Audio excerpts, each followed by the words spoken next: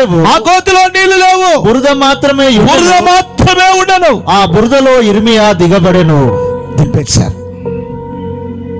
రాత్రి మీకు చెప్తున్నా బిడ్డ, మనుషుడు ఎప్పుడు మన చుట్టూ గోతులు తవ్వుతా ఉంటారు, గోతులో వేయడానికి ప్రయత్నం చేస్తారు. ఇర్మియాకు తెలుసు ఆ విషయాలు.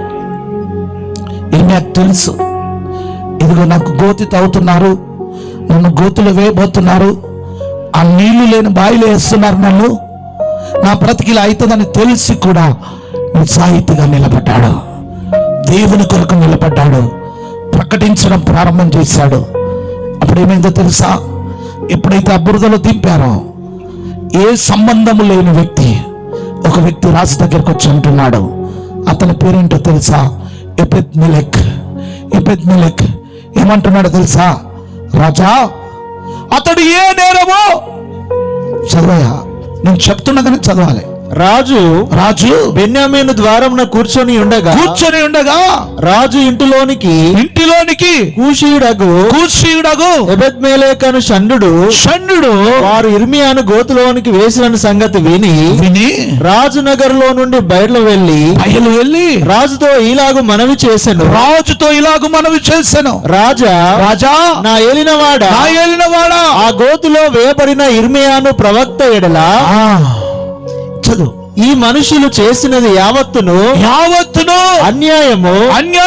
అతడున్న చోటను అతడు ఆకలి చేత చచ్చిపోయేటట్టున్నాడు. అయ్యా, పట్టణంలో ఇతడు చేసిన పనేంటి?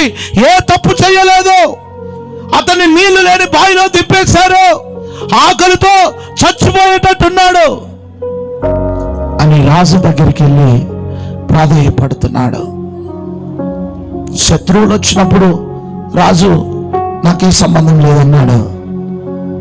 ఇదిగో కాపాడడానికి వచ్చినప్పుడు కూడా అంటున్నాడు. ఏమంటున్నాడు తెలుసా? ఏమన్నాడు బిడ్డ? ఏమన్నాడు? ఆకలి చేత చచ్చును పట్టణములోనైనను ఇంకను రొట్టెలేమీ లేవు.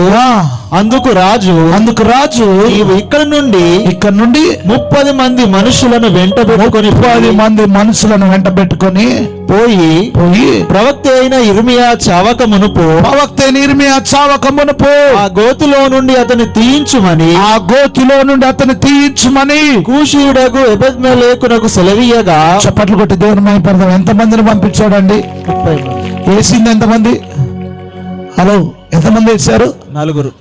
పంపించింది ఎంతమంది? 30 మంది. ఈ రాత్రి అదే అద్భుతం నీ జీవితంలో తిరగబోతుంది. చెప్పట్లు కొడదాం. నేను 4 గోతులో వేసినా సరే నీకు 30 మంది దేవదూతలు దేవుడు పంపిస్తాడు. నిన్ను బయటికి తీసుకొచ్చేటువంటి గొప్ప దేవుడు మనకున్నాడు. గట్టిగా చప్పట్లు కొడదాం. రాత్రి మన జీవితాల్లో ఇర్మియా ఏ నేరం చేశాడండి? ప్రవక్త అయిన ఇర్మియా సత్యమును ప్రకటించాడు, నిజాయితీని ప్రకటించాడు, నీ బ్రతుకును మార్చుకో అని చెప్పాడు. అయినా కానీ ప్రజలు ఏం చేశారో తెలుసా? ఇర్మియాను తీసుకొని నీళ్లు లేని ఒక భయంకరమైన గోతిలో దింపారు. ఈరోజు చాలా మంది నా రక్త సంబంధులు అనుకుంటాం, నా బంధువులే అనుకుంటాం, నా స్నేహితులే అనుకుంటాం, నా తోబుట్టువులే అనుకుంటాం. కానీ బిడ్డ, ఈ రాత్రి చెప్తున్నా, వాళ్ళందరూ ఎవరో తెలుసా? నీ చుట్టూ నిలబడి ఉన్న, నిన్ను బురదతో నిండి ఉన్న గుంటలో దింపేవాళ్ళే. కానీ దేవుడు ఏం చేశాడు? ఏ సంబంధము లేని ఒక వ్యక్తిని పంపించాడు. ఎందుకో తెలుసా? ఇర్మియా పవిత్రంగా బ్రతికాడు.